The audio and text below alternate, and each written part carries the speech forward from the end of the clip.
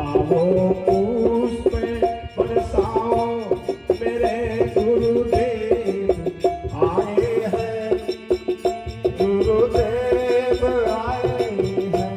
लगाओ पुष्प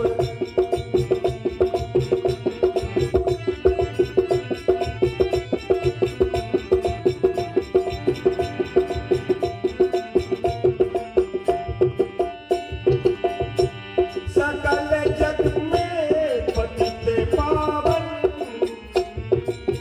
तेरा नाम जाहिर है। सकल जग में पतित पावन तुम्हारा नाम जाहिर है।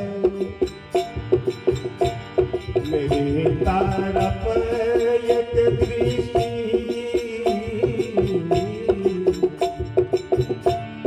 मेरी तरफ एक दृष्टि झुका दो। आए हैं मेरे गुरुदेव आए हैं। लगाओ पुष्प बरसाओ मेरे गुरुदेव आए हैं, मेरे गुरुदेव आए हैं।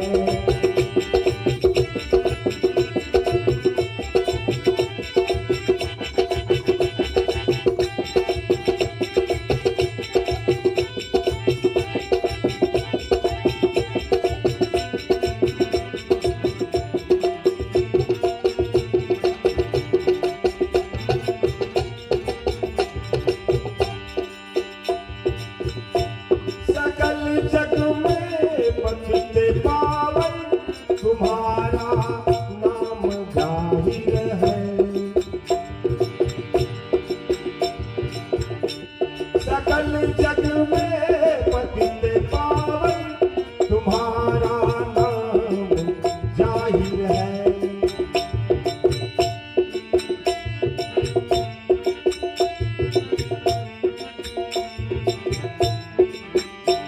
दया करने को जीवों पर दुनिया में आए हो।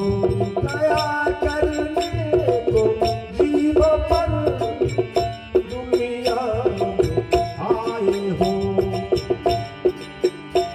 मेरी तरफ एक दृष्टि झुकाने को आए हैं, झुकाने को आए हैं।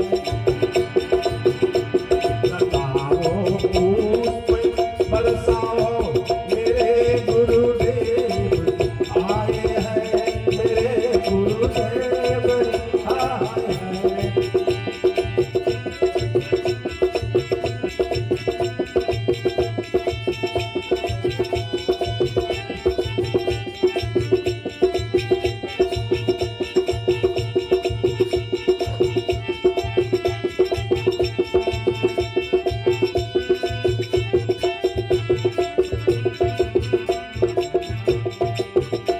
अखंडित ज्ञान की धारा बहाकर आत्मा में मुझको, अखंडित ज्ञान की धारा बहाकर आत्मा में मुझको, अखंडित ज्ञान की धारा बहाकर आत्मा में मुझको। प्रबल त्रिताप की अग्नि,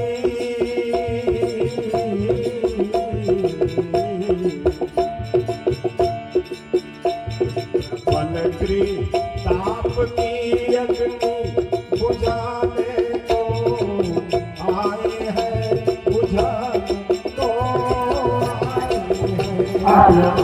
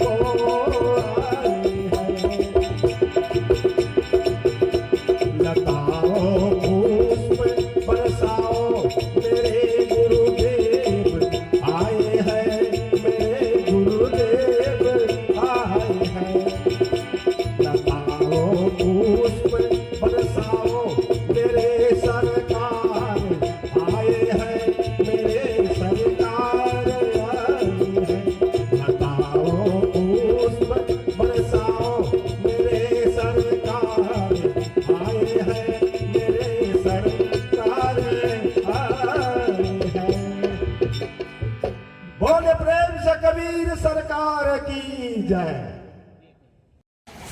संत समाज, साध्वी समाज, संगीत के साधक, दर्शक दीर्घा में विराजमान सम्माननीय धर्मानुरागी भक्त सज्जनों, माताओं, बहनों, युवा साथियों, प्यारी बेटियां एवं नन्हे मुन्ने बच्चे,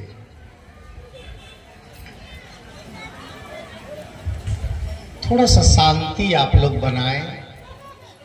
मैं प्रवचन नहीं करूंगा, मैं आप लोगों से थोड़ी बात करूंगा। और बात और प्रवचन में अंतर है।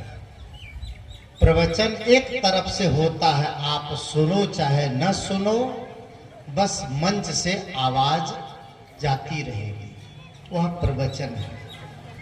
लेकिन बातचीत और संवाद का मतलब है कि आप मुझसे जुड़े और मैं आपसे जुड़ूं। ये बातचीत है, ये संवाद है। और इस संवाद के तहत ही मैं थोड़ी अपनी बात आपके सामने रखूंगा।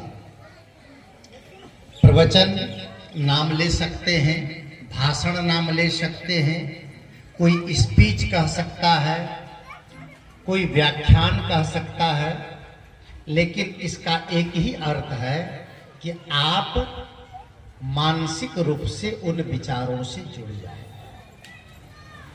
बहुत देर से हमारी साध्वी बहनें, हमारे संत गुरुजन, भजन गायक गण अपने अपने विचार और भजनों से आप सबको लाभान्वित किए।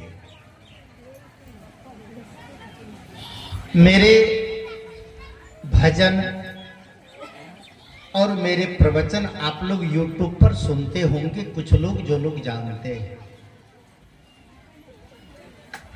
और जब YouTube नहीं था तब भी CD कैसेट के माध्यम से मेरे भजन आप लोग सुनते थे। कल से ही 2-3 भजनों का आग्रह हो रहा है। और आज भैया मेरी आवाज थोड़ी सी कम करना है, थोड़ी तेज हो रही आवाज। कई लोगों ने कई भजनों का आग्रह किया। अब भजन तो मैं बहुत ज्यादा नहीं गा सकता हूं, 1 या 2 एक ही गाऊंगा, उसी को पूरा करने में समय पूरा होगा जाएगा। कई भजनों का आग्रह है। अब एक आदमी ने कहा, बाबा साहब जी आपका भजन हम YouTube पर सुनते हैं, तेरी शरण में आकर धन्य हो गया, सुना दीजिए। दूसरे ने कहा, जीना है तो पापा शराब मत पीना वाला भजन सुना दीजिए। तीसरे ने कहा, जीवन मौत का खेल है पगले, ये भजन सुना दीजिए। और चौथे ने कहा, बाबा माई जहरिया भैली वाला भजन सुना दीजिए। अब मैं किसकी बात मानूं? अपने अंदर की बात मानता हूं और एक भजन आपको यही भोजपुरी वाला सुना देता है और इसी में आप लोग संतोष करें, क्योंकि समय की एक मर्यादा है।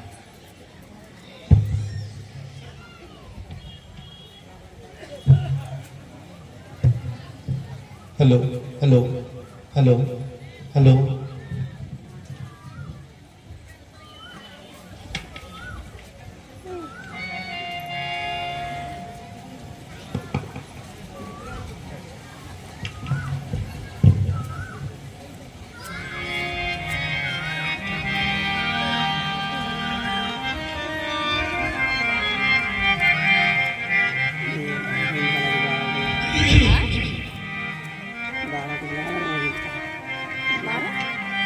ये 12 को लगाए ना अपना हो जाएगी वही।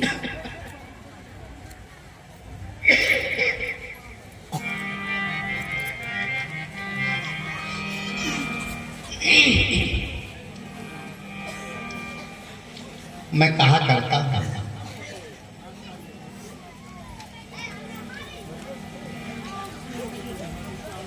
मनुष्य का जीवन ही नहीं बल्कि प्राणी मात्र का जीवन मां से आरंभ होता है। मां, और यह एक विडंबना है, एक आश्चर्य है कि इंसान का बच्चा जन्म लेता है और सबसे पहले अगर कोई शब्द बोलना सीखता है तो वह शब्द है क्या? बोलना सीखता है सबसे पहले? दादी, दादा, सबसे पहले मां बोलता है। मां एक ऐसा शब्द है जिसमें पूरा संसार समाया है। ये जितने महात्मा बैठे हैं ना मंच पर, अगर मां ना होती तो ये महात्मा कहां से आते? मां। और शब्द देखिए, महात्मा शब्द का उच्चारण कीजिए तो अंत में क्या निकलता है? महात्मा। महात्मा का भी समापन मां के साथ होता है। और परमात्मा बोल दें तो उसके भी अंत में मां। अगर परमात्मा को भी इस धरती पर आना पड़ेगा तो कौन सा साधन होगा? कौन सा माध्यम होगा? मां। बगैर मां के परमात्मा को भी एंट्री नहीं है इस धरातल पर। इसलिए मां बहुत ही गंभीर अर्थ वाला शब्द है। अफसोस होता है जिस मां से हमारा जीवन आरंभ होता है, जीवन के उत्तरार्ध में हम उस मां को भूल जाते हैं। उस मां से दूरियां बन जाती हैं, उस मां से द्वेष हो जाता है और इतनी मां हो जाती है। अभी नवरात्र आने वाला है, ये वाला चैत्र वाला नवरात्र, और जगह जगह मैं अभी कल झारखंड से आया हूं, गोड्डा जिला से। साहबगंज और गोड्डा जिले में कार्यक्रम थे मेरे, और जहां पे मेरा कार्यक्रम था बगल में ही मूर्तियां बन रही थी। घूमते घूमते मैं चला गया। मैंने कहा कौन कौन सी मूर्ति बन रही है? उसने कहा सभी माताओं की मूर्ति बन रही है। हमने कहा ये माता कौन कौन सी है? तो उन्होंने कहा सबसे पहले तो दुर्गा है, उसके बाद सरस्वती है, उसके बाद लक्ष्मी है, उसके बाद पार्वती है। सभी माताओं की आकृति बना रहे थे, पुआल लपेट करके और सुतली से कस रहे थे, और एक मूर्ति में चेहरा बन गया था। सब बना रहे थे।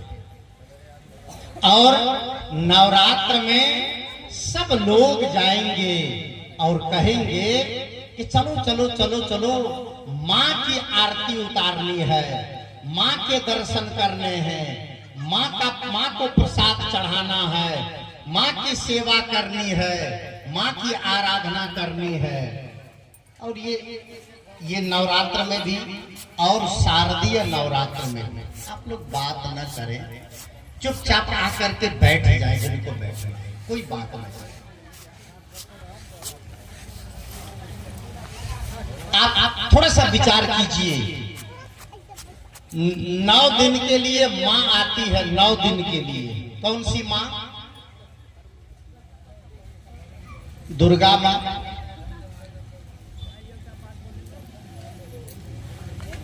और बीच में सरस्वती माँ भी आती है ठंडी में, फरवरी में, बसंत पंचमी के अवसर पर। हद तो तब हो जाता है, माँ सरस्वती की मूर्ति लाते हैं चंदा कर करके, ट्रक और गाड़ी रोक रोक करके, और आराधना करते हैं। माँ सरस्वती कहते हैं, और उनके सामने गाना बजाते हैं। लौंडिया लंदन से लाएंगे और रात भर डीजे बजाएंगे। आश्चर्य होता है ये हमारी पीढ़ी कहां जा रही है। और हमें बुजुर्गों से मैं निवेदन करूंगा, जब चंदा मांगने आए तो आप ये सख्त आदेश दें कि चंदा उसी शर्त पर दूंगा जब डीजे पर डांस नहीं होगा। आप रोकिए, आप अपने बच्चों को समझाइए, बताइए, और नहीं तो फिर आप बहिष्कार कीजिए, नहीं तो ये हमारी संस्कृति बहुत जल्दी विध्वंस हो जाएगी, होती जा रही है। 9 दिन के लिए माँ दुर्गा आती है, सबकी भक्ति शुरू हो जाती है। नहा लेंगे, खुले बाल लेकर, अगरबत्ती लेकर, आरती लेकर, धूप लेकर, दीप लेकर, नारियल लेकर, दूध लेकर, मिठाई लेकर जाते हैं माँ दुर्गा के दरबार में। वह 9 दिन के लिए आती है। 9 दिन के लिए माँ दुर्गा आई तो इतनी सेवा, और जिस माँ ने 9 महीना पेट में रखा वो कौन है? वो कौन है? वो मां नहीं है। इसी बिहार में था, इसी दुर्गा पूजा के अवसर पर एक घर में था। शाम को उधर से एक माता जी आती है, कहती है कि बाबा माँ को देखने आप नहीं गए? मैंने कहा कि मेरी माँ तो गुजर गई, नहीं है। उन्होंने कहा नहीं नहीं, यहाँ पंडाल में माँ विराजमान है, उनको देखने नहीं गए? मैंने कहा उसको तो मैंने नहीं देखा। तो कहा कौन बाबा है तब आप माँ को देखने नहीं गए? मैंने कहा मैं उनको नहीं देखता हूँ, मैं उस माँ को प्रणाम करता हूँ जिन्होंने इस संसार को जन्म दिया। हो गई रात, सुबह उस घर की बहू आती है, बड़ी वाली बहू। उन्होंने कहा बाबा आज माँ जाने वाली है। उन्होंने मुझसे कहा आज माँ जाने वाली, अपनी भाषा में उन्होंने कहा बाबा आज माँ जाए, ऐसा उन्होंने कहा, आज माँ जा रही है। तो मैं सोचा कि इसकी सास कहीं जाने वाली होगी, तभी ऐसा बोल रही है। मैंने कहा कि कहाँ जा रही है सास आपकी? कहा नहीं बुढ़िया तो घरे में है, बुढ़िया तो घरे में है, माँ जा रही है। मैंने कहा कौन माँ? कहा वो जो आई थी माँ दुर्गा। मैंने कहा धन्य है। अरे हाथ में लकवा हो जाए तो इंजेक्शन से ठीक किया जा सकता है, पैर में लकवा हो जाए तो दवाई से ठीक किया जा सकता है, और दिमागे में लकवा हो जाए तो उसका कौन इलाज है? दिमाग में लकवा हो गया, और जिस माँ ने उस नारी के सुहाग को दिया, जिस माँ ने उस नारी को पति को दिया, वह माँ बुढ़िया हो गई, और जो 9 दिन के लिए आई है वो महारानी माँ हो गई। ये दिमाग कहाँ चला? क्यों नहीं दिमाग में आता? एक बार मैं रास्ते रास्ते गाड़ी से जा रहा था, एक गाछ के किनारे, गाछ के कौन गाछ होता है जो बांधते हैं धागा, बार का गाछ। हमसे रुका नहीं गया, रहा नहीं गया, मैं रुक गया। अब मैं गौर से देखने लगा, ओह बाप रे बाप, भक्ति। घूम घूम करके धागा बांधी गाछ में, जल चढ़ाई, अगरबत्ती चढ़ाई, फूल चढ़ाई, मिठाई चढ़ाई, और सब चढ़ा करके लेके गई थी। बेना भौंकने लगी उसको गाछ में। ऐसे कहां चला गया दिमाग? वो गाछ को पसीना हो रहा है जो उसको हौंक रहे हैं आप। गाछ भगवान हो सकता है, नदी भगवान हो सकती है, सुअर भगवान हो सकता है, गोबर भगवान हो सकता है, पिंडी भगवान हो सकती है, लेकिन जन्म देने वाली माँ बेचारी बुढ़िया ही रह गई। वो न भगवती हो पाई, न पिता भगवान हो पाए। और दुख तो तब होता है जब भक्ति के नाम पर सब दिखावा होता है। कहते हैं 9 दिन के लिए माँ आई है, उसको मिठाई खिलाते हैं। मैं आज हाथ जोड़ के निवेदन करता हूं, आज इस मंच से आप सभी लोगों से निवेदन करता हूं, अब जब नवरात्र आए, अगर आप सच्चे कबीरपंथी हैं, अगर आप सच्चे विचारक हैं, अगर आप सच्चे इंसान हैं, अगर आप मानव समाज के अभिन्न अंग हैं, तो मैं एक निवेदन करता हूं हाथ जोड़ के, अगला नवरात्र अगर आए, अगले माँ दुर्गा की स्थापना हो तो ठीक है, आप दुर्गा के मंदिर में भी जाएं, आप उनके दर्शन करें, मेला जाएं, जो करना हो करें, लेकिन दुर्गा के मंदिर में जाने से पहले अगर आपके घर में आपकी माँ है तो सुबह उठिए, नहाइए, धोइए, नए कपड़े पहनिए, तालियां बजाने का समय आएगा तब बजाइए। अभी तो मैं बोल ही रहा, अभी जिस मुद्दे को मैं बोल रहा हूँ, जब वो मुद्दा पूरा हो तो जरूर तालियां बजाइएगा सब लोग। आज मैं निवेदन कर रहा हूँ कि आप नवरात्र आए तो सबसे पहले नहाइएगा, कपड़ा नया पहनिएगा, थाली में फूल सजाइएगा, बन सके तो माला बना लीजिएगा, मिठाई रख लीजिएगा, धूप दीप रख लीजिएगा, और माँ दुर्गा के दरबार में जाने से पहले जन्म देने वाली माँ और पति देने वाली माँ, ये दो माँ, एक तो जन्म देने वाली और एक सुहागन बनाने वाली माँ, पति देने वाली माँ, पति को जन्म देने वाली माँ, आप उनके चरणों में जाएं, उनको प्रणाम करें, उनको उनकी आरती उतारें, उनका सम्मान करें और हाथों से पहले उनके मुंह में मिठाई खिला दें, तो माँ दुर्गा की पूजा हो जाएगी।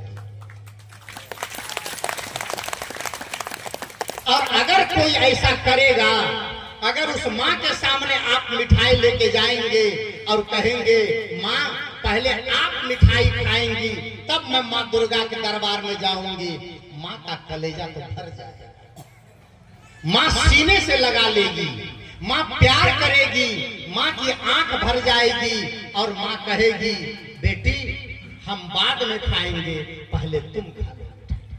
ये माँ का प्यार है, ये माँ का दुलार है। उस दुलार को दरकिनार करके हम किस दुर्गा की पूजा करते हैं।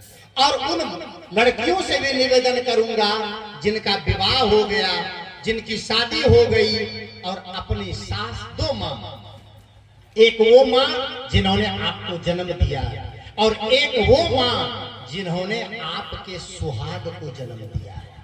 दोनों आप याद रखिएगा, जिन्होंने आपके सुहाग को जन्म दिया है वही माँ आपके जीवन को सजाने वाली है। जन्म देने वाली माँ तो विदा कर देती है, लेकिन जिस माँ ने अपने बेटे को 25 वर्षों तक पाल कर, पोस कर, पढ़ा कर, लिखा कर एक अनजान लड़की को सौंप दिया और कह दिया बेटी मेरा लड़का अब तुम्हारे जिम्मे चला गया, तुम दोनों खुशी से रहो, मुझे क्या है, 2 वक्त की रोटी चाहिए, 2 कपड़े चाहिए, मुझे अब दुनिया में कुछ नहीं चाहिए। क्या उस माँ का आदर करना देवी की पूजा नहीं है? जाते हैं लोग सावन के महीने में भगवान शंकर को जल चढ़ाने, जाते हैं लोग माँ दे दुर्गा को चुनरी चढ़ाने, लेकिन याद रखिएगा शंकर भगवान को जल चढ़ाने से पहले विचार कीजिएगा कहीं हमारे घर के माता पिता, बूढ़े बुजुर्ग, दादा दादी कहीं प्यास से तो नहीं तड़प रहे हैं।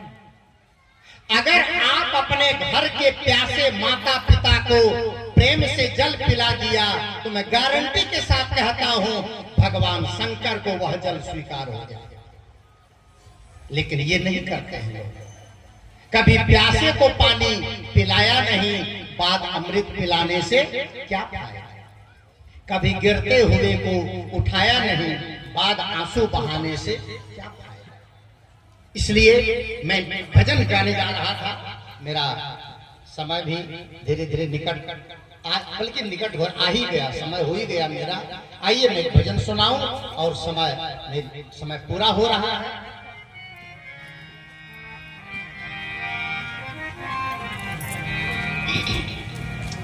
एक माँ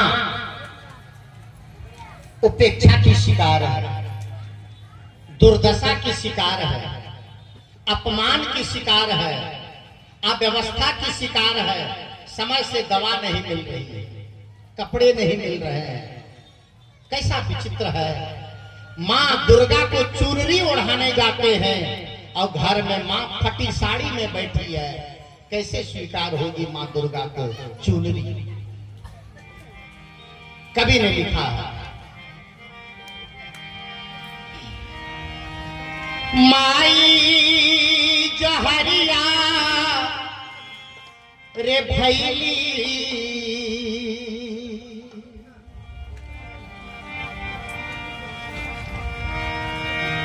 माई जहरिया रे भैली, अब बहुआ भैली प्यारी राम।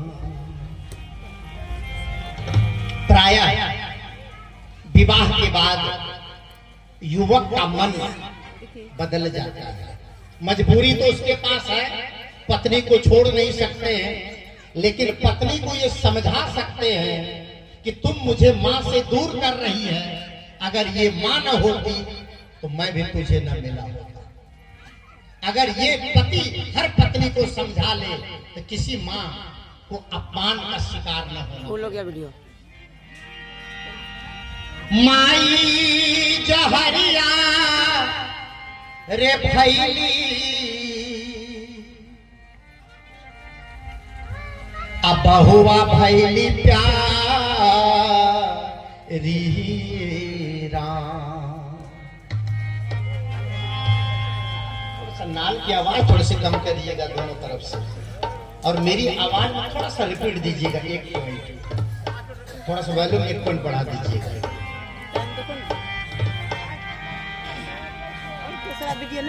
माई जहरिया रे भैली, अब बहुआ भैली प्यारी राम।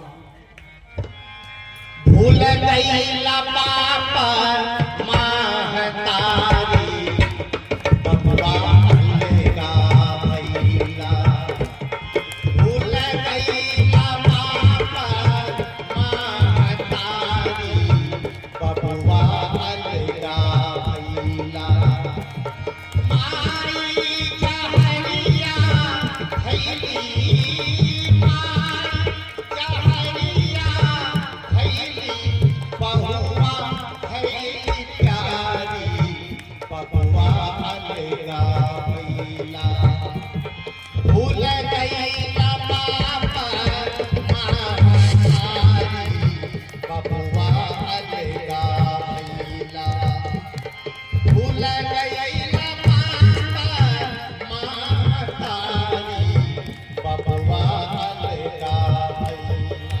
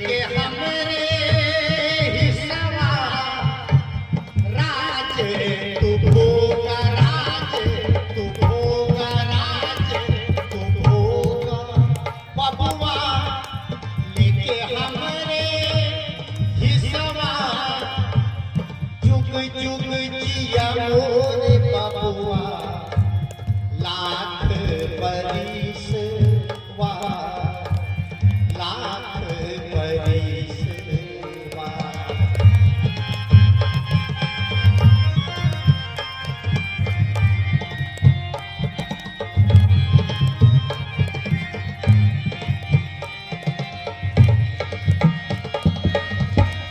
राज तुम होगा बबुआ लेके हमरे हिसवा जुग जुग जिया मोरे बबुआ लाख बरिस वा लाख बरिस। ये वही माँ है जिनकी वजह से नारी सुहागन कहलाती है, उनकी बेटे की वजह से। मैं हर बहुओं से, हर पतोहों से, हर बेटियों से निवेदन करूंगा कि मां तो जाने वाली होती ही है, अगर उनकी आंख कमजोर हो जाए तो आप अपनी सास का सहारा बन जाए। उनके कान कमजोर हो जाए तो आप उनके कान का सहारा बन जाए। उनके पैर कमजोर हो जाए आप पैर का सहारा बन जाए, लाठी बन जाए, डंडा बन जाए। याद रखिएगा। और एक बात चलते चलते मैं एक निवेदन कर दूं मैं आप लोगों से, जितने माताओं की संख्या ज्यादा है, एक निवेदन कर दूं माताओं से, क्योंकि बेटे के लिए बहू के लिए बहुत बात हो रही है, लेकिन एक निवेदन में कर दूं चलते चलते, जितनी सास है, जितनी माताएं हैं, आपसे निवेदन है आप भी अपने बहू को बेटी जैसा प्यार देने का प्रयास करें। कई सास हैं अपनी बेटी की बखान खूब करती है और अपने पतोहू की कभी तारीफ नहीं करती है। एक जगह तो मैं प्रवचन में कहा, बताइए सास किसे कहते हैं? सास तो एक बहू खड़ी होकर कहती है, बाबा सास उसको कहते हैं जो 24 घंटा में 1 मिनट भी सांस न ले ले। उसने कहा कि 24 घंटा में 1 मिनट भी सांस न लेने दे, उसी का नाम सास है। मैंने कहा गलत बात है, ये अच्छी बात नहीं है। आपका कहने का अर्थ यह है मेरा कि सासों को भी चाहिए अपने बहू को कलेजे से लगा के रखें। कभी कोई गलती हो जाए बहू से तो पीठ पर हाथ रख करके बोलिए, बेटी कोई बात नहीं, गलती मेरे से भी हुई थी, मैं भी कभी बहू बन करके आई थी, चिंता मत करो। और आप लोग कितने ऐसे हैं कि गलती थोड़ी हुई तो सातों पुरखा गिनाने लग जाए, पता नहीं कौन खानदान से आई है ये, आते ही घर में आग लगाना शुरू कर दिया। ऐसा मत। इसलिए सेवा अगर चाहते हैं तो प्यार देना शुरू करें। और बहुओं से निवेदन करूंगा कि सास अगर घर में है तो कभी कभी सासू माँ के तेल लगा दें, पैर दबा दें, कभी घुटना दबा दें, कभी कंधा दबा दें, कभी हाथ दबा दें, कभी माथा दबा दें। हे छोड़ करके ये छोड़ करके बाकी सब चीज दबा सकती है, आपको परमिशन है। राज तो भोगा बबुआ लेके हमरे हिसवा जुग जुग जिया मोरे बबुआ लाख बरिस वा लाख बरिस वा।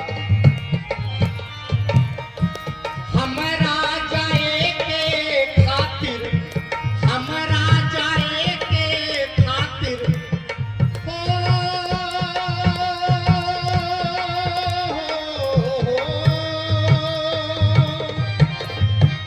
हमरा जाए के खातिर, हमरा जाए के खातिर बांस के अटारी बबुआ अलगा भैला। हमरा जाए के खातिर बांस के अटारी बबुआ अलगा भैला।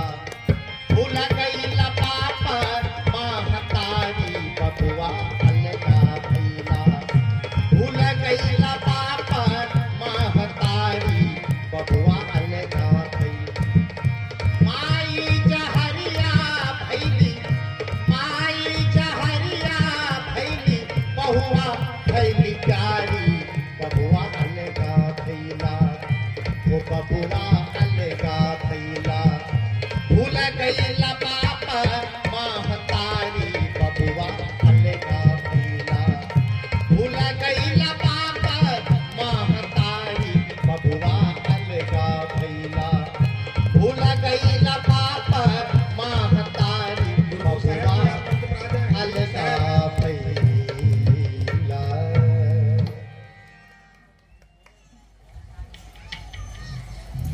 बहुत बहुत धन्यवाद आप सबको। बहुत एक्टिव होकर, बहुत जागृत होकर, बिल्कुल महान पुरुषों का जयकारा लगाएंगे। संत सम्राट सदगुरु कबीर साहेब की, संत सम्राट सदगुरु कबीर साहेब की, सदगुरु अभिलाष साहेब की, आचार्य धर्म स्वरूप साहेब की, परम पूजनीय सुशीला साहेब की। इस आश्रम के संस्थापक परम पूज्य श्री सजीवन साहेब जी, अयोध्या से पधारे हुए परम पूज्य श्री परीक्षा साहेब जी,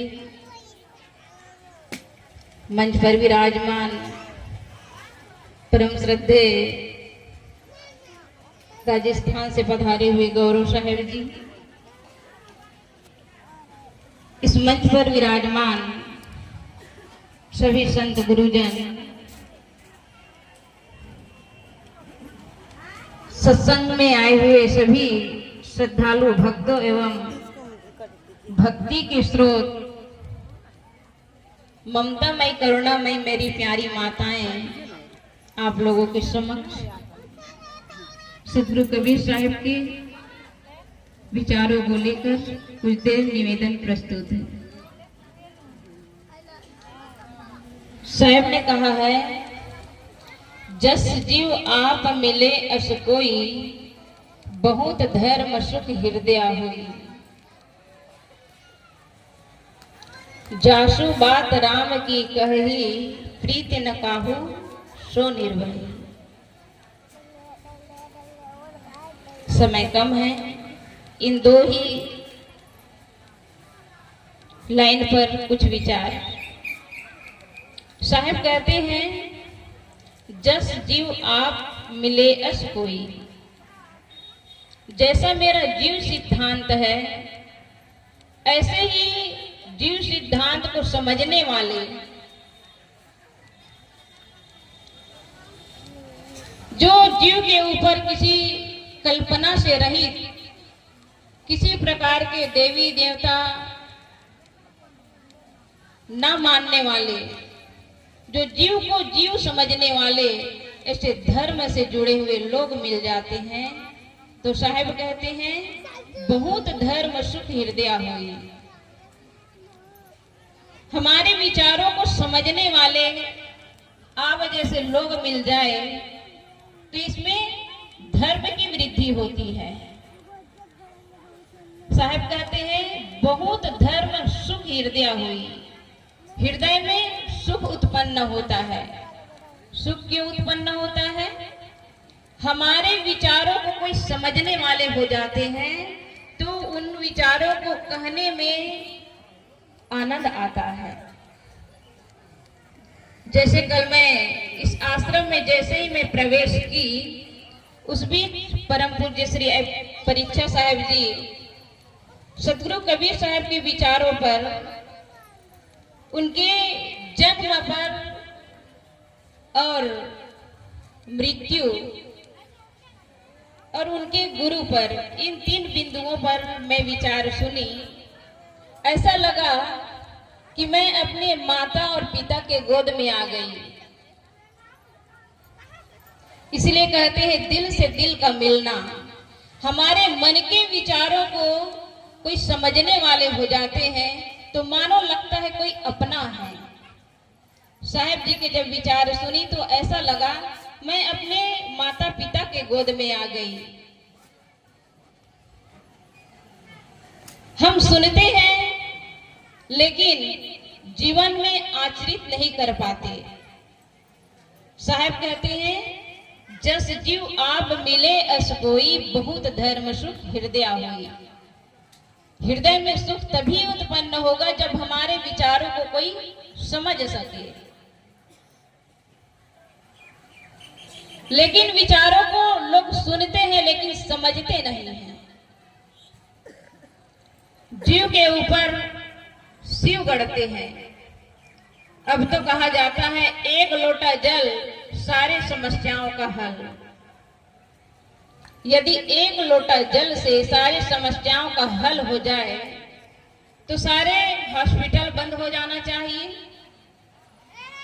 विद्यालय बंद हो जाना चाहिए, औषधालय बंद हो जाना चाहिए, क्योंकि एक लोटा जल चढ़ा देने से बीमार व्यक्ति स्वस्थ हो जाए और बच्चे स्कूल में ना जाए, बल्कि एक लोटा जल रोज उस शिव भगवान के ऊपर जल चढ़ाए तो उसको पढ़ने की जरूरत नहीं है, क्योंकि एक लोटा जल से उसको तो भौतिक ज्ञान मिल सकता है।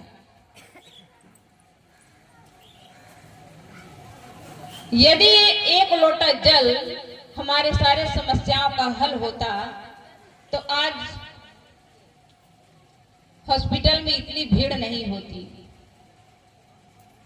कोरोना के समय क्या हुआ? सब कुछ बंद था। एक लोटा जल चढ़ा करके सारे लोग कोरोना के शिकार से बच जाते, लेकिन ऐसा नहीं।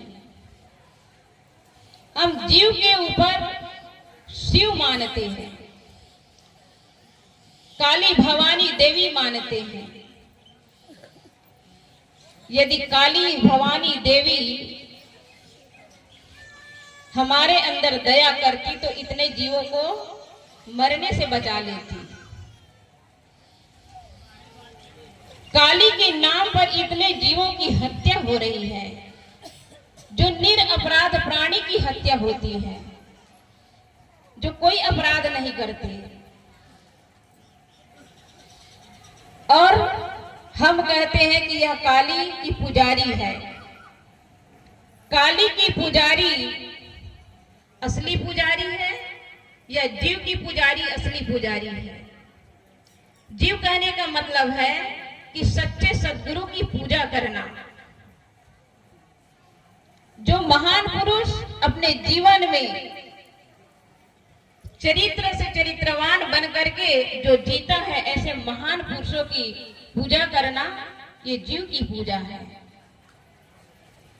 लेकिन कबीर साहब के मूर्ति से भी अगर हम पूजा करते हैं, कबीर साहब के मूर्ति हो, चाहे बुद्ध हो, महावीर हो, चाहे राम हो, कृष्ण हो, चाहे वह दुर्गा हो, भवानी, जो भी हो, यदि हम मूर्ति पूजा कर रहे हैं तो वह पूजा नहीं है। कबीर पंथी भी देख रहे हैं कि कबीर पंथी भी कबीर साहब की मूर्ति की पूजा करते हैं, चाहे वह रामानंदी हो या कोई भी हो। पूजा तो पूजा है, वो तो जड़ चीज की पूजा हुई। यदि पूजा करना है तो सच्चे सद्गुरु की पूजा करिए। अपने घर में माता पिता है उनकी पूजा करिए। इन देवी और देवताओं के अगर पूजा करते हैं तो ये असली पूजा है। लेकिन हम ये असली पूजा नहीं कर पाते हैं। पूजा के नाम पर जीवों की निर्मम हत्या हो रही है। ऐसी कोई माँ होगी जो अपने आंखों के सामने बच्चे की हत्या होते देख सके? कोई ऐसी माँ है जो अभी तक अपने आंखों के सामने अपने बच्चे को मरते देखे? नहीं देख सकते। फिर वो कैसी काली भवानी दुर्गा चंडी जिनको आप लोग 9-9 दिन तक पूजा करते हैं, उनके मंदिर में जाकर कितने बकरे भेड़े काटे जाते हैं और कहते हैं कि भगवान नरसिंह अवतार में आए, भगवान मत्स्य अवतार में आए, कच्छप अवतार में आए। यदि भगवान इन अवतार में आते हैं तो क्या मछली को खाने वाले, कछुआ को खाने वाले, भेड़ बकरी को खाने वाले क्या साक्षात भगवान की हत्या नहीं कर रहे हैं?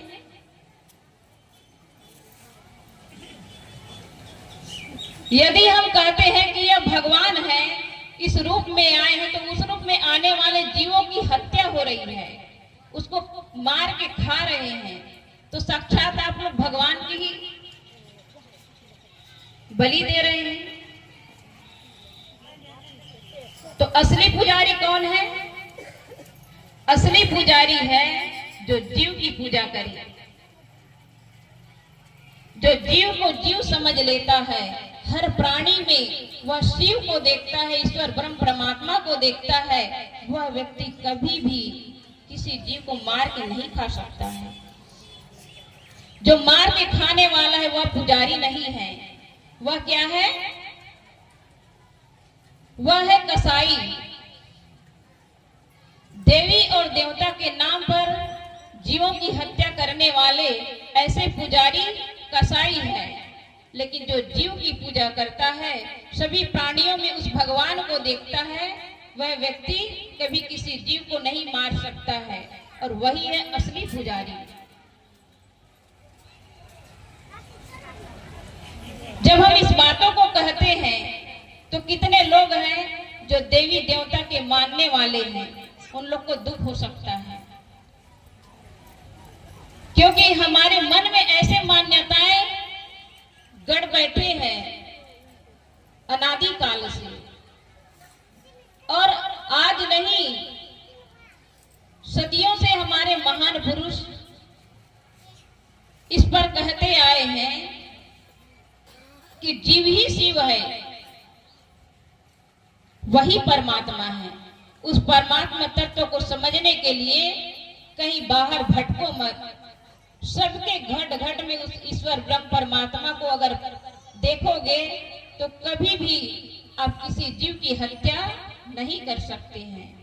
इसलिए सदगुरु कबीर साहब ने कहा, जस जीव आप मिले अस कोई, बहुत धर्म सुख हृदय होई। जो ऐसे विचारों को समझ लेता है तो ये धर्म की वृद्धि होती है। तो बस मैं इन्हीं शब्दों के साथ अपने वाणी को विराम देती हूँ। बोलिए सदगुरु कबीर साहेब की, सदगुरु कबीर साहेब की।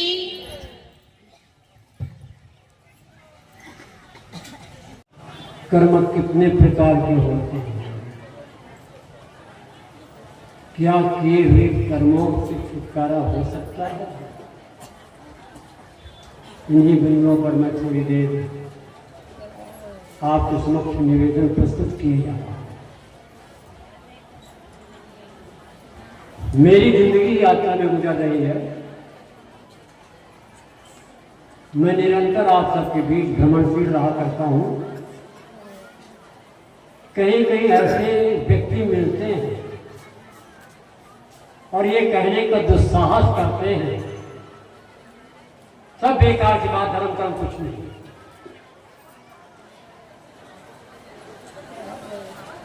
अब पता नहीं कैसे धर्म कर्म कुछ नहीं हो, तो वही जाने भाई। और हम अपने जीवन में अच्छे करते हो तो चाहे बुरा करते हो, कुछ भी अगर हम करते हैं तो उसका संस्कार हमारे अंतःपट पर जरूर पड़ता है, जरूर पड़ता है। अगर नकारने की चेष्टा न करें, हर व्यक्ति जानता है पाप क्या है, पुण्य क्या है, हर कोई जानता है। तो संस्कार जो पड़ता है, एक उदाहरण के माध्यम से समझने का प्रयास करें। एक जलाशय, तालाब, एकदम शांत वातावरण हो, चाहे एकदम सुबह प्रातः हो चाहे शाम। आप तट पर चले जाइए, किनारे, वहां से पत्थर का टुकड़ा फेंके। तालाब में एक पत्थर का टुकड़ा फेंके। जहां पर पत्थर का टुकड़ा पड़ेगा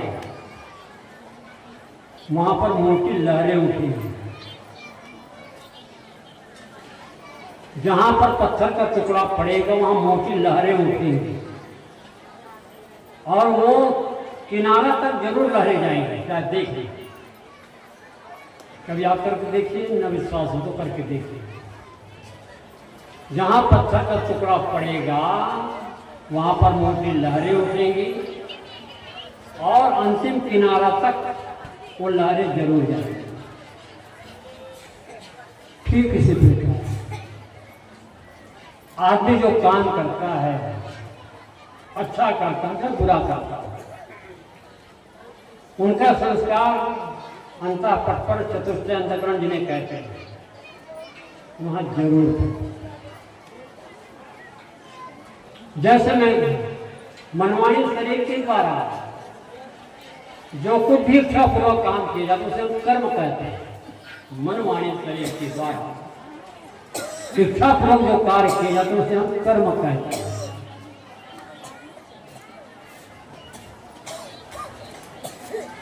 कहीं हम चोरी करने जा रहे हैं, डाका डालने जा रहे हैं, हिंसा करने जा रहे हैं, झूठी गवाही देने जा रहे हैं, तो मेरी अंतरात्मा तो रोकती है और मेरा विश्वास है कि आपकी अंतरात्मा भी रोकती होगी। मेरा विश्वास है कि मेरी अंतरात्मा रोक रही, आपकी भी अंतरात्मा रोकती है। लेकिन फिर भी उन आत्मा के बाद को ठुकरा देते हैं और जो नहीं करना चाहिए कर ले जाते हैं। परिणाम जेल का हवा तो खाना ही पड़ता है। अब मान लीजिए नहीं भी गए तो जो आपने कर्म किया है उसका संस्कार तो पड़ेगा और आप जिंदगी भर उससे पीड़ित रहेंगे। कोई भूखा है भोजन दे दे,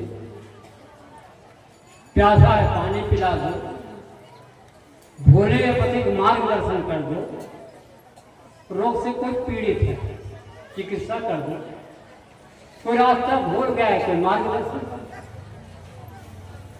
आपके मन में कितनी खुशी हो, आपके मन में कितनी खुशी हो। कदाचित आप उसी स्थिति में पड़े हो, अगर हम भूखे हैं तो हम चाहें कोई भोजन दे दे, प्यासे हैं तो पानी पिला दे,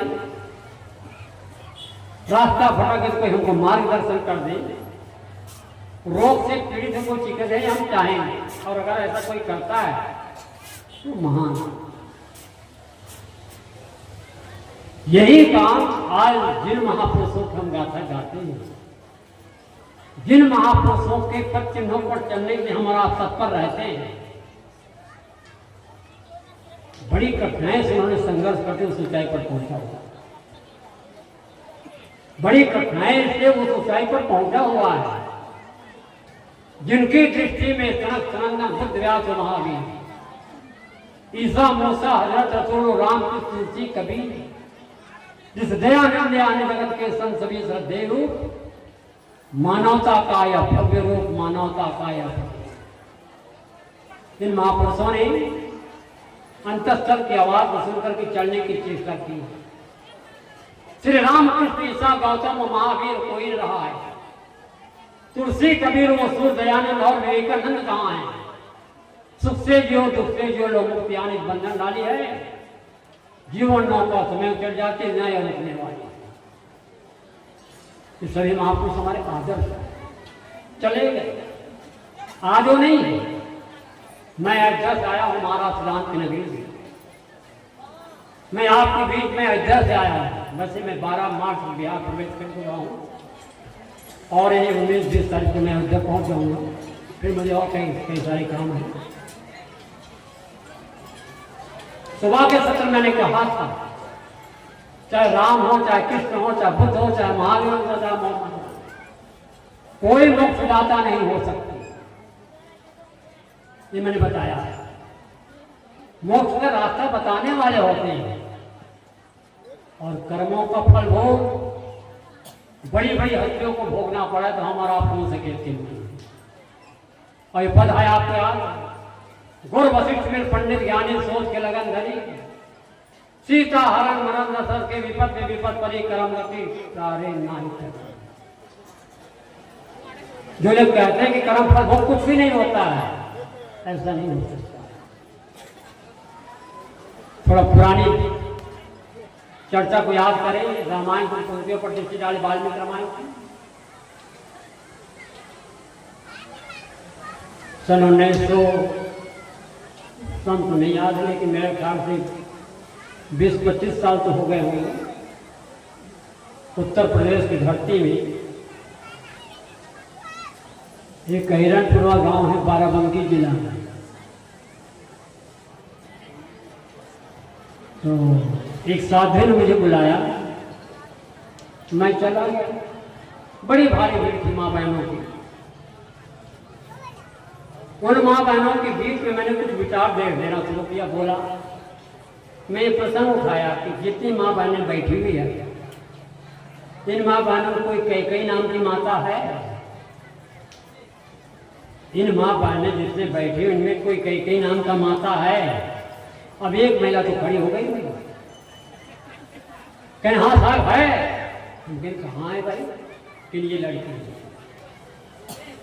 इस लड़की का नाम मैंने कैकेयी दिया है और कैकेयी है।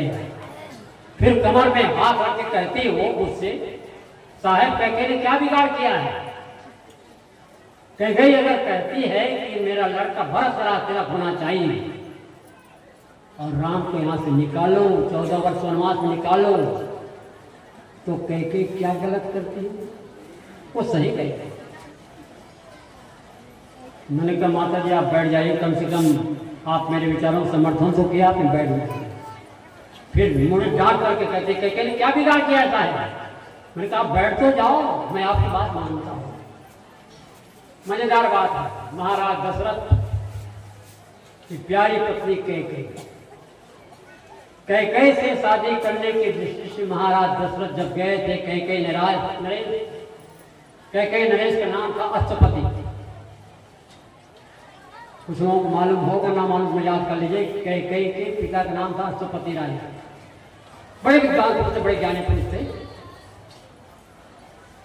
उन्होंने शर्त रखी कि ठीक है कैकेयी से अगर शादी करना चाहते हो तो कर लो, लेकिन शर्त यह है कि इनका जो आगे चल के लड़का होगा वो अयोध्या राजगद्दी का उत्तराधिकारी बनाओगी,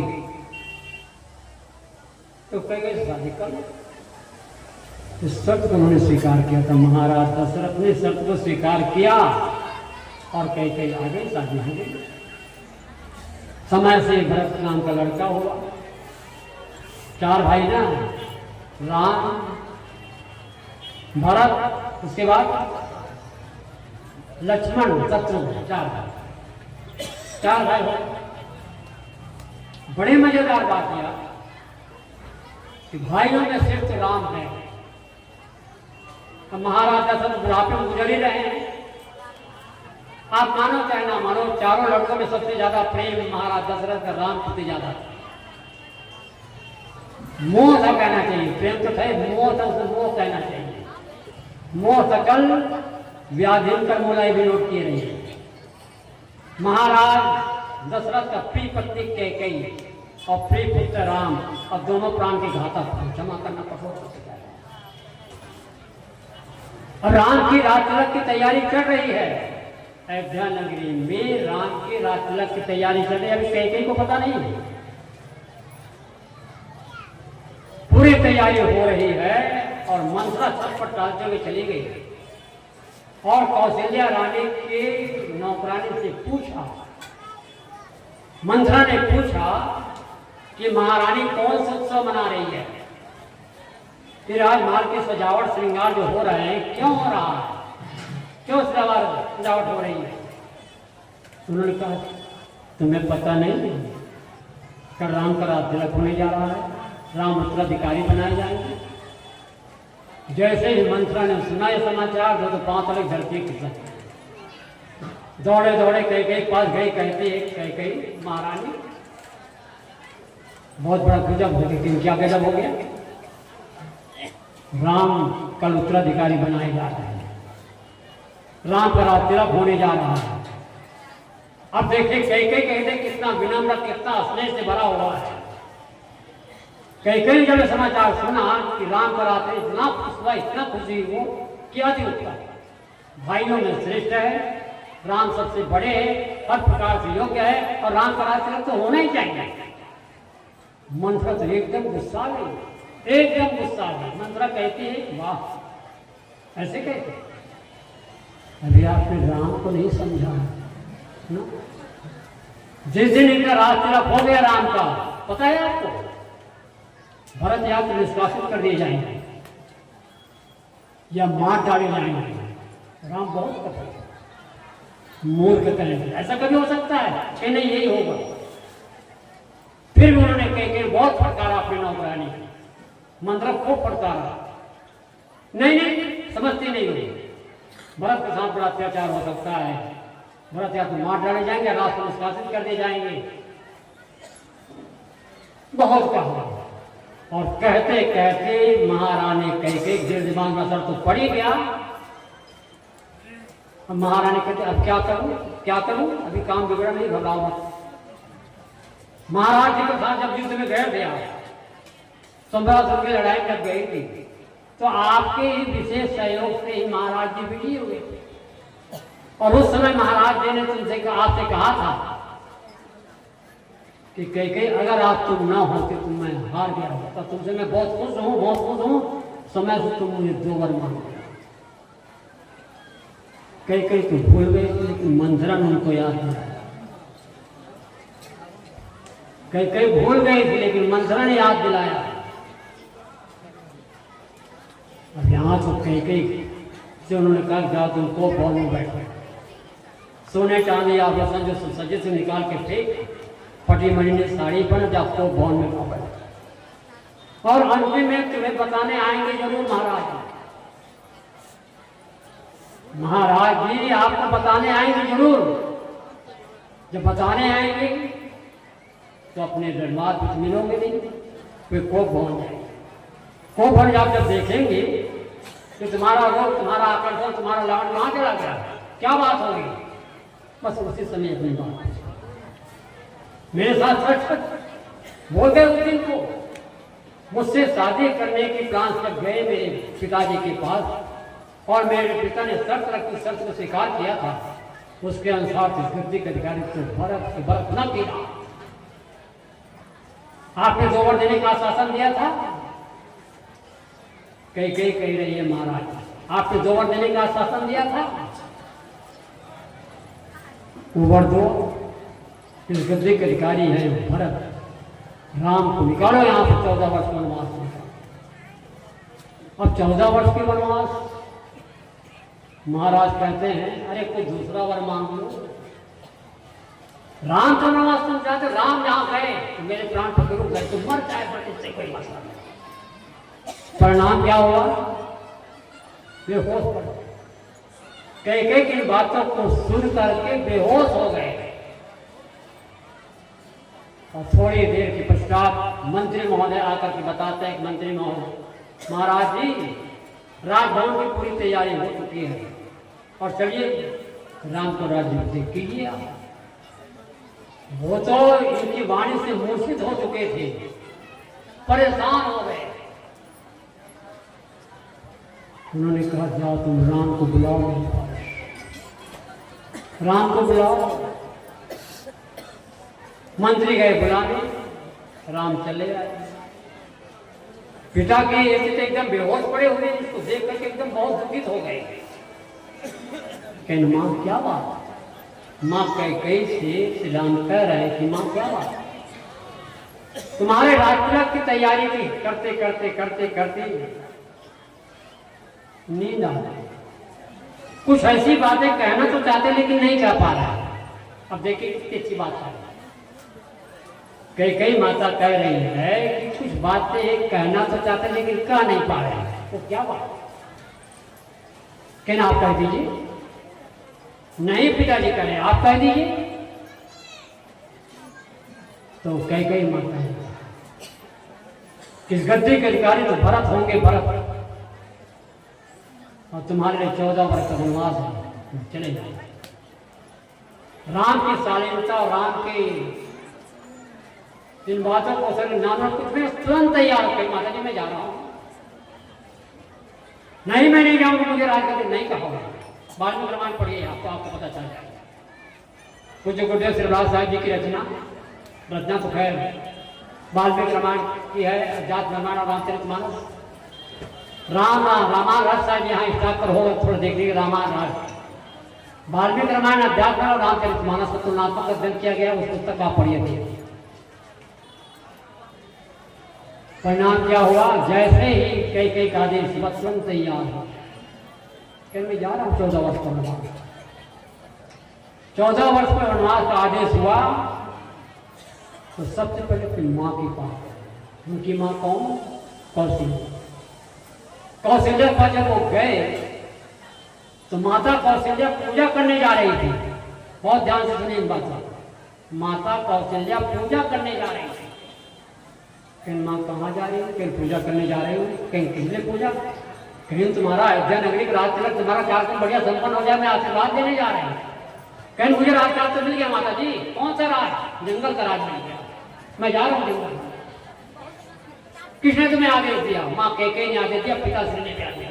पिता का, माँ का, बेकार की बात करते हो। माँ मैंने तुम्हें पैदा किया, मेरा आदेश नहीं जा सकता, नहीं जा सकता, नहीं मैं जाऊँ। 14 वर्ष समाप्त होते होते मैं आपके चरणों में फिर से आ गया। आपके चरणों में मेरा सिर है, मैं आश्वासन देता हूँ मैं 14 समाप्त हो गया। किसी न किसी प्रकार से अपनी माँ पर समझाई दे गया। माँ को रक्षा बेटा समझा। प्यारी पत्नी सीता के पास, सीता को नहीं समझा। श्री राम ने सीता माता को नहीं समझा था। सीते, इस गद्दी के अधिकारी भरत होंगे, भरत इस गद्दी के अधिकारी भरत होंगे, मेरी प्रशंसा कब उनके पास तुम करना मां। और 14 वर्ष के समाप्त होते होते मैं तुम्हारे पास फिर आ जाऊंगा यहाँ। कितना बढ़िया बात कहती है सीता। मेरे पिता महाराज जनक ने मुझे समझाया है कि राम तुम्हारा पति तो है, राम तुम्हारा पति तो है, तो पक्की बात, वो माता है, पिता है, गुरु है, सब कुछ है। तुम उन्हें छोड़कर के एक सेकंड भी कहीं बाहर मत जाओ। मुझे पिता ने समझाया, मैं यहाँ रहूंगी नहीं, मैं आपके साथ चलूंगी, सुख में सुख, सुख में सुख, जैसा भी होगा मैं आपके साथ चले जाऊंगा। इसको कहते हैं पति पत्नी का प्यार। गृहस्थी जीवन में वैसे कई लोग तो कहते हैं रामायण काल्पनिक पात्र है, भले वो काल्पनिक पात्र हो, लेकिन गृहस्थी जीवन को मधुरतम बनाने के लिए पिता पुत्र का प्रेम महाराज दशरथ और राम की याद कीजिए। पति पत्नी के प्रेम में राम और सीता की याद कीजिए। माता पुत्र के याद कीजिए तो माँ और पुत्र राम को याद कीजिए। भाई भाई के प्रेम में चारों भाई के देखिए। 14 वर्ष वनवास में चले गए भरत को सब तो भाई प्रेम के नाते लक्ष्मण गए उनके साथ। राम लक्ष्मण सीता तीनों वनवास में चले। पुरानी कथा है, बहुत लंबी कथा, कहने का कथा नहीं। 14 वर्ष वनवास में गए, बहुत सारी घटना घटी जो मेरे दर्द होता है। हालांकि मैं उस राम से मुझे कोई मतलब नहीं है, क्योंकि मैं हृदय निवासी राम को जानता हूँ, मानता हूँ, लेकिन राम भी हमारे आदर्श हैं। 14 वर्ष वनवास में जब चले गए, सीता हरी गई, राम रावण युद्ध हुआ, लेकिन आप ये भी मान के चलिए, अगर राजा रावण के भाई विभीषण राम के दल में अगर ना आए होते, क्या आपको विश्वास होता है कि रावण पर राम विजय प्राप्त कर लेते? नहीं। अब आपको पता है घर का भेदिया लंका ढाए। कोई माता पिता अपने बच्चे का नाम विभीषण देना नहीं चाहता। तो मेरा कहने का मतलब यह कि 14 वर्ष का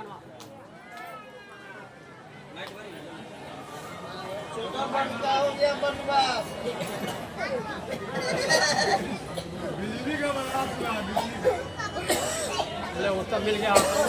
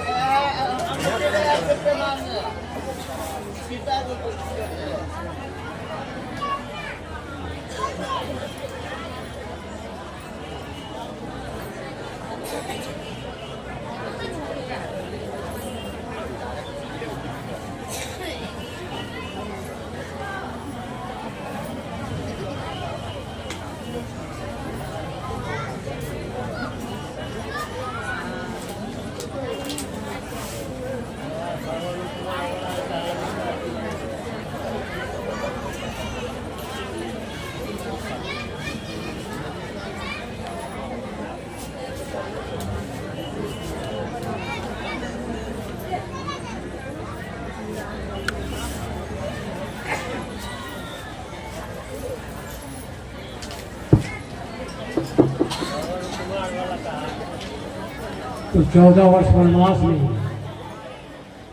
राम लक्ष्मण सीता गए हैं। बहुत सारे दुख सुख सहते आगे बढ़ते चले जा रहे हैं।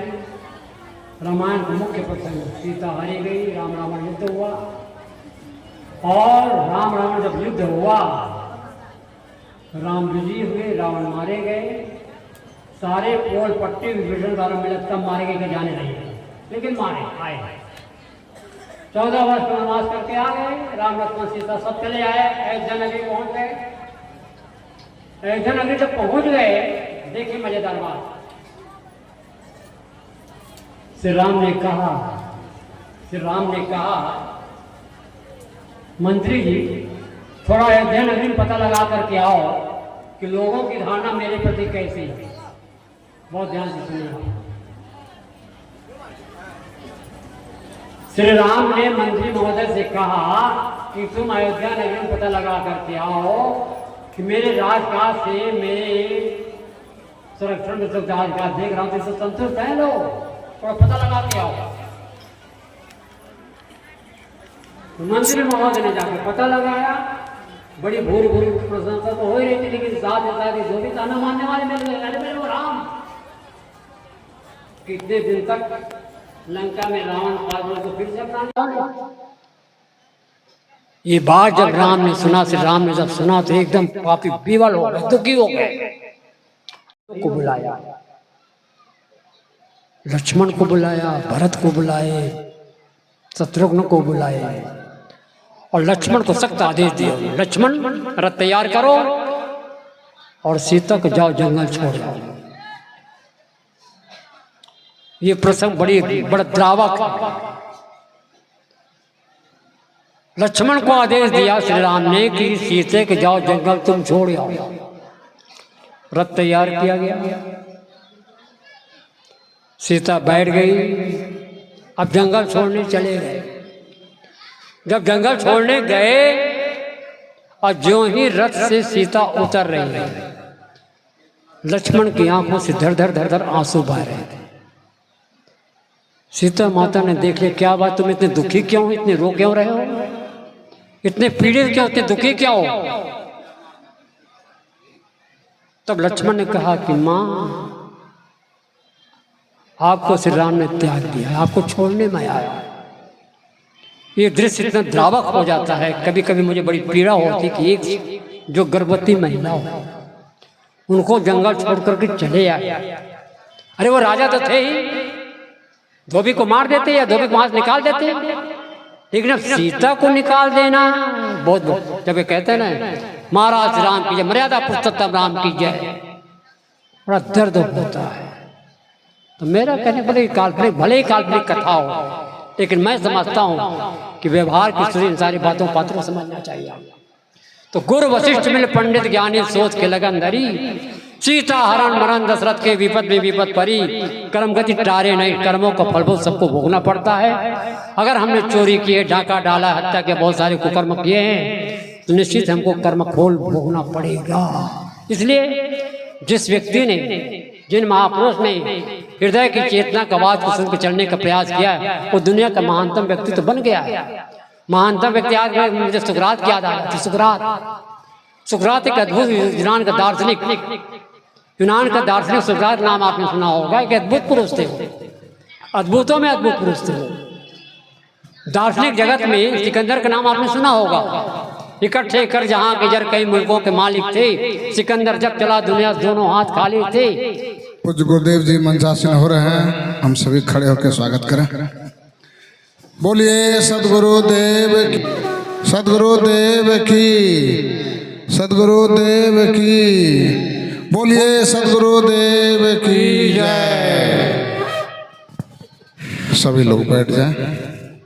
यथावत गुरु अरस्तु थे, सिकंदर के गुरु अरस्तु थे। अरस्तु गुरु प्लेटो थे, प्लेटो गुरु सुकरात। दार्शनिक जगत में सुकरात की बड़ी प्रतिष्ठा है। विचारक लोग, विद्वान लोग सब समझते हैं, इस बात को जानते हैं। अविनाशी तत्व पर पहुंचने के लिए, अविनाशी परम पद पर पहुंचने जो विभिन्न बाधाएं तो खोल करके खंडन करते थे। अविनाशी परम पद पर पहुंचने के लिए जो विघ्न बाधा है तो उसको खोल करके खंडन करते थे। और जिनकी मान्यता खंडन करते थे वो काफी तिलमिला जाते, काफी दुखी हो जाते थे। लोगों ने बार बार हिदायत किया, चेतावनी दी कि किसी की मान्यता खंडन तुम न करो, किसी की मान्यता खंडन तुम मत करो। कर रहा हूं, बस कर थोड़ी देर। लोगों ने चेतावनी दी कि किसी की मान्यता का खंडन न, तुम्हें जो करना हो करते चले जाओ, नहीं मैं तो खंडन करूंगा जो तुम्हें करना हो करो। बड़े अद्भुत पुरुष थे। परम तत्व तक पहुंचने की जो विघ्न बाधाएं थी उस मान्यता को खंडन करने चले गए। और जिनका खंडन किया जा रहा था काफी पीड़ित हो, काफी दुखी हो जाते थे। और यहां तक उनको प्राण दंड देने का निश्चय कर लिया गया। लोगों ने कहा कि इनको प्रशासनिक तौर पे इनकी व्यवस्था करो, ये हमारी मान्यता क्यों खंडन करते हैं। जेल ले जाए गए, जेल चले गए। उनके शिष्य प्लेटो और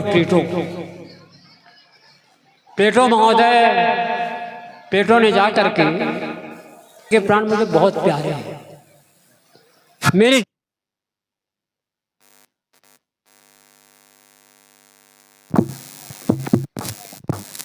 जिंदगी की पूरी कमाई ले लो, इनके प्राण की रक्षा मुझे चाहिए। अध्यक्ष महोदय को मना ली और अध्यक्ष महोदय को मना लिया। अध्यक्ष महोदय ने कहा कि ठीक है, मैं रात्रि में पीछे तरफ फाटक खोल दूंगा, तुम अपने गुरु को ले जाना। प्लेटो बहुत खुश हुए, बहुत खुश हुए और आकर के अपने गुरुदेव से कहा, सुकरात से, गुरुदेव आपके प्राण की रक्षा हो गई है, मैं आपको रात में ले जाऊंगा, 12 बजे रात में फाटक खोल देंगे पीछे, तब मैं ले जाऊंगा। और जैसे ही प्लेटो ने सुकरात से कहा, सुकरात क्या कहते हैं, मैंने कोई चोरी की है, डाका डाला, हत्या किया है, क्यों जाऊं, क्यों भगो, क्यों भग कर चला जाऊं, क्यों चला जाऊं, मैं नहीं जा सकता। उन्हें जो करना हो करे, मैं नहीं जा सकता। अंतिम परिणाम क्या हुआ, जहर का प्याला लेकर के उनकी जल्लाद आ गई। और सुकरात का इसको क्या करना है, जहर उनके हाथ चला गया। तो देने वाला मुख पीछे कर लिया और मुख पीछे कर कहते इसको आप पान कर लीजिए, और जो ही पान करेंगे थोड़े पैर में आप लटराहट होगी, लेट जाना। जैसे जहर का पान किए, थोड़ी देर पर लटराहट हुई, शरीर छूट गया। जय मरने से जग डरे, मेरे मन आनंद, कब मरी हूँ कब पाई हूँ पूर्ण परमान। गुरुवर कबीर की साखी याद आती है। मेरे दोस्तों, कर्म फल भोग तो सबको भोगना पड़ता है, इसलिए फूंक फूंक कर जो हृदय की आवाज आती है, जिससे किसी को दुख हो रहा हो, ऐसा असत कर्म होने ना पाए, सुख के लिए जो दुख दे किसी को, उसको कभी दुख उठाने होगा। वो आने वालों, इतना समझ लो, इस जग से तुमको जाने होगा। हमारा आपका जीवन पता नहीं कितने जन्मों को संस्कार जागृत हुआ होगा, मानव शरीर की भूमिका मिली, और आज जिस भूमिका में आकर के हमें जीवन को उद्धार करना चाहिए, जहाँ सत्संग करना चाहिए, भूमिका अटेंड करना चाहिए, वो भूमिका में हम लोग बैठे हुए हैं। और आप हमारे संत गुरुजनों के दर्शन हो रहे हैं, उनके विचार हम लोग सब सुन रहे हैं, और जो हमने सुना है, समझा है, उनको आत्मसात करने के प्रयास करें। यहाँ के आयोजक जो हमारे खासकर कुलभूषण साहब और संगी साथी लोग हैं, इनकी भूरी भूरी प्रशंसा, और साहिब जी की हम बहुत उपकार मानते हैं, जो साल में इतने बड़ा आयोजन कार्यक्रम किया करते हैं। काफ़ी दूर दूर से हमारे संत गुरुजन आते हैं, काफ़ी दूर से भक्त लोग सब आते हैं, और महापुरुषों के विचारों से लाभान्वित होकर के बेटी चार करके चले जाते हैं। इन्हीं शब्दों के साथ अपनी वाणी को मैं विराम देता हूँ। साहिब बन गई, साहिब बन गई। बोलिए सदगुरुदेव की। अभी हम सब सरदेव साहब जी से बहुत ही गंभीर विचार श्रवण कर रहे थे, और अब आगे का जो कार्यक्रम है वो गतिविधि संत श्री कुलभूषण सब बताएंगे। अपना जो सार रूपी कटोरा में रखे हुए आप लोगों के सामने व्यक्त किया। अब सार कवि साहब ने भी कहा, हाथ कटोरा खोया भरा मग जेवर दिन जाए। कटोरा में कोई खोया भर करके इंतजार करे कि दयालु को हम खिला दें, कोई दयालु है, कोई जिज्ञासु आवे उसको हम खिला दें। इसी प्रकार से जो सार ज्ञान संत गुजन अपने पास रखे, वो आप लोगों के बीच में वितरण किए। कहने के लिए बाकी नहीं रहा, आप लोग संगीत के द्वारा, भजन के द्वारा, प्रवचन के द्वारा काफी सुने, और सुन करके उसमें जो आपको सार लगे उसको ग्रहण करें। सार को गहरे थोथा दे उड़ाए, उसको आप लेकर के जाएं। स्वागत है कई बार आपका, स्वागत है कई बार। दूर देश से आप पधारे, दूर देश से आप पधारे। सही सही कष्ट अपार आपका स्वागत है, स्वागत है कई बार आपका, स्वागत है कई बार। सेवा हम कछु कर न सकत है, सेवा हम कछु कर न सकत है।